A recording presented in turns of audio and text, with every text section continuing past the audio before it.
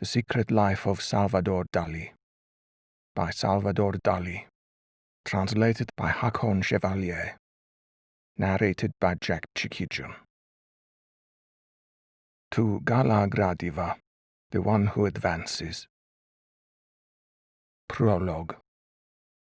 At the age of 6, I wanted to be a cook. At 7, I wanted to be Napoleon, and my ambition has been growing steadily ever since. Stendhal somewhere quotes the remark of an Italian princess who was eating ice cream with enormous relish one hot evening. "Isn't it too bad this is not a sin?" she exclaimed. When I was 6, it was a sin for me to eat food of any kind in the kitchen. Going into this part of the house was one of the few things categorically forbidden me by my parents. I would stand around for hours, my mouth watering, till I saw my chance to sneak into that place of enchantment, and while the maids stood by and screamed with delight, I would snatch a piece of raw meat or a broiled mushroom on which I would nearly choke, but which to me had the marvelous flavor, the intoxicating quality that only fear and guilt can impart. Aside from being forbidden the kitchen, I was allowed to do anything I pleased. I wet my bed till I was 8 for the sheer fun of it. I was the absolute monarch of the house. Nothing was good enough for me. My father and mother worshipped me. On the day of the Feast of Kings, I received, among innumerable gifts, a dazzling king's costume, a gold crown studded with great topazes, and an ermine cape. From that time on, I lived almost continually disguised in this costume. When I was chased out of the kitchen by the bustling maids, how often would I stand in the dark hallway glued to one spot, dressed in my kingly robes, my scepter in one hand, and in the other a leather-thonged mattress beater, trembling with rage and possessed by an overwhelming desire to give the maids a good beating. This was during the anguishing hour before the sweltering, hallucinatory summer noon. Behind the partly open kitchen door, I would hear the scurrying of those bestial women with red hands. I would catch glimpses of their heavy rumps and their hair straggling like manes, and out of the heat and confusion that rose from the conglomeration of sweaty women, scattered grapes, boiling oil, fur plucked from rabbits' armpits, scissors spattered with mayonnaise, kidneys, and the warble of canaries. Out of that whole conglomeration, the imponderable and inaugural fragrance of the forthcoming meal was wafted to me, mingled with a kind of acrid horse smell.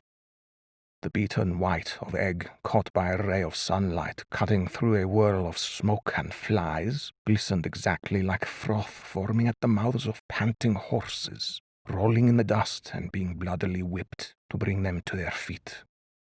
As I said, I was a spoiled child. My brother died at the age of 7 from an attack of meningitis, 3 years before I was born. His death plunged my father and mother into the depths of despair. They found consolation only upon my arrival into the world. My brother and I resembled each other like 2 drops of water, but we had different reflections. Like myself, he had the unmistakable facial morphology of a genius. He gave signs of alarming precocity, but his glance was veiled by the melancholy characterizing insurmountable intelligence. I, on the other hand, was much less intelligent, but I reflected everything. I was to become the prototype par excellence of the phenomenally retarded polymorphous perverse. Having kept almost intact all the reminiscences of the nursling's erogenous paradises, I clutched at pleasure with boundless selfish eagerness, and on the slightest provocation I would become dangerous. One evening I brutally scratched my nurse in the cheek with a safety pin, though I adored her, merely because the shop to which she took me to buy some sugar onions I'd begged for was already closed. In other words, I was viable. My brother was probably a first version of myself, but conceived too much in the absolute. We know today that form is always the product of an inquisitorial process of matter. the specific reaction of matter when subjected to the terrible coercion of space, choking it on all sides, pressing and squeezing it out, producing the swellings that burst from its life to the exact limits of the rigorous contours of its own originality of reaction. How many times matter endowed with a too absolute impulse is annihilated, whereas another bit of matter, which tries to do only what it can, and is better adapted to the pleasure of moulding itself by contracting in its own way before the tyrannical impact of space, is able to invent its own original form of life. What is lighter, more fanciful and free to all appearances than the arborescent blossoming of agates? Yet they result from the most ferocious constraint of a colloidal environment, imprisoned in the most relentless of inquisitorial structures, and subjected to all the tortures of compression and moral asphyxiation, so that their most delicate, airy, and ornamental ramifications are, it seems, only the traces of its hopeless search for escape from its death agony, the last gasps of a bit of matter that will not give up before it has reached the ultimate vegetations of the mineral dream. Hence, what we have in the case of the agate is not a plant transformed into a mineral, or even a plant caught and swallowed up in a mineral. On the contrary, we actually have the spectral apparition of the plant, its arborescent and mortal hallucination, the end and form of the inquisitorial and pitiless constraint of the mineral world. So too the rose, each flower grows in a prison. In the aesthetic point of view, freedom is formless. It is now known, through recent findings in morphology, glory be to Goethe for having invented this word of incalculable moment, a word that would have appealed to Leonardo, that most often it is precisely the heterogeneous and anarchistic tendencies offering the greatest complexity of antagonisms that lead to the triumphant reign of the most rigorous hierarchies of form. Even as men with unilateral one-way minds were burned by the fire of the Holy Inquisition, so multiform anarchistic minds, precisely because they were such, found in the light of these flames the flowering of their most individual spiritual morphology. My brother, as I have already said, had one of those insurmountable intelligences with a single direction and fixed reflections that are consumed or deprived of form, whereas I was the backward, anarchistic, polymorphous perverse. With extreme mobility, I reflected all objects of consciousness as though they were sweets, and all sweets as though they were materialized objects of consciousness. Everything modified me, nothing changed me. I was soft, cowardly, and resilient. The colloidal environment of my mind was to find in the unique and inquisitorial rigor of Spanish thought the definite form of the bloody, Jesuitical, and arborescent agates of my curious genius. My parents baptized me with the same name as my brother, Salvador, and I was destined, as my name indicates, for nothing less than to rescue painting from the void of modern art, and to do so in this abominable epoch of mechanical and mediocre catastrophes, in which we have the distress and the honor to live. If I look toward the past, beings like Raphael appear to me as true gods.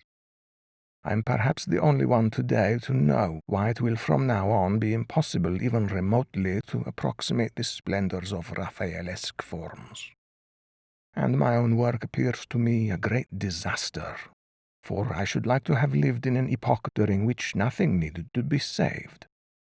But if I turn my eyes toward the present, although I do not underestimate specialized intelligences much superior to my own, yes, I shall repeat it 100 times, I would for nothing in the world change places with anyone whomsoever among my contemporaries. But the ever-perspicacious reader will already have discovered without difficulty that modesty is not my specialty. One single being has reached a plane of life whose image is comparable to the serene perfection of the Renaissance, and this being happens to be precisely Gala, my wife, whom I had the miracle to choose.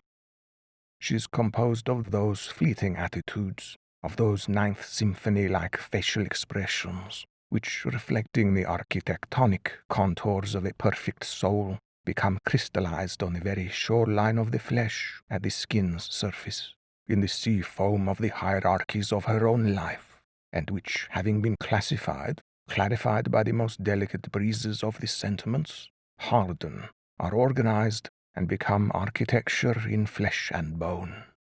And for this reason I can say of Gala, seated, that she resembles perfectly, that she is posed with the same grace as Il Tempietto di Bramante near the church of San Pietro in Montorio at Rome.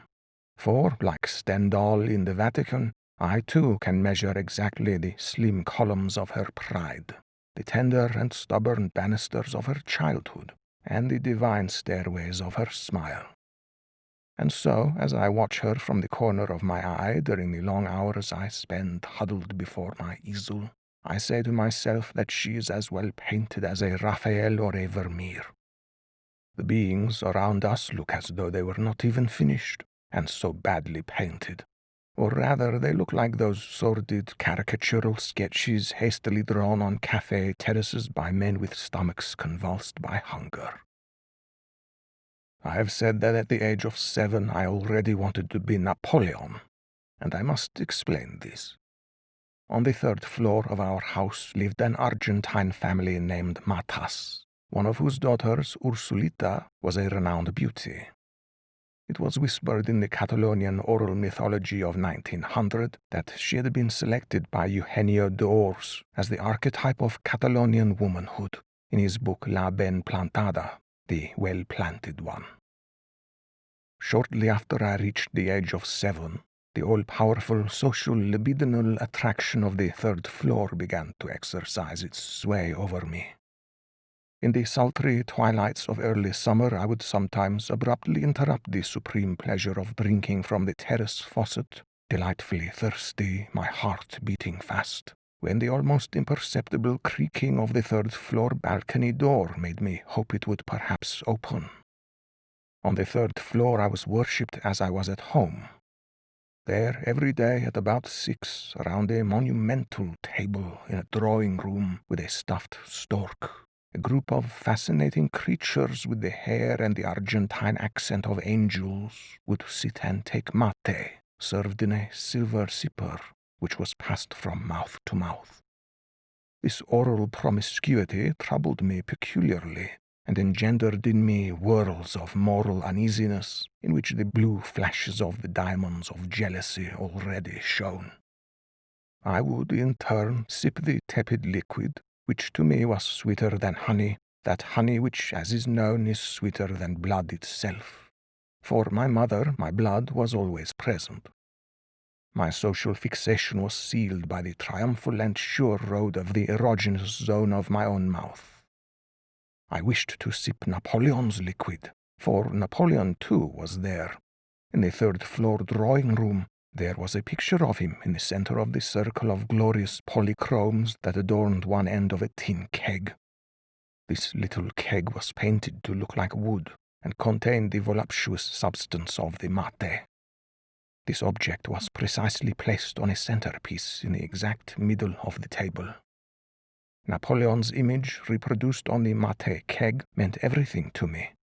For years his attitude of Olympian pride, the white and edible strip of his smooth belly, the feverish pink flesh of those imperial cheeks, the indecent, melodic, and categorical black of the spectral outline of his hat, corresponded exactly to the ideal model I had chosen for myself, the king.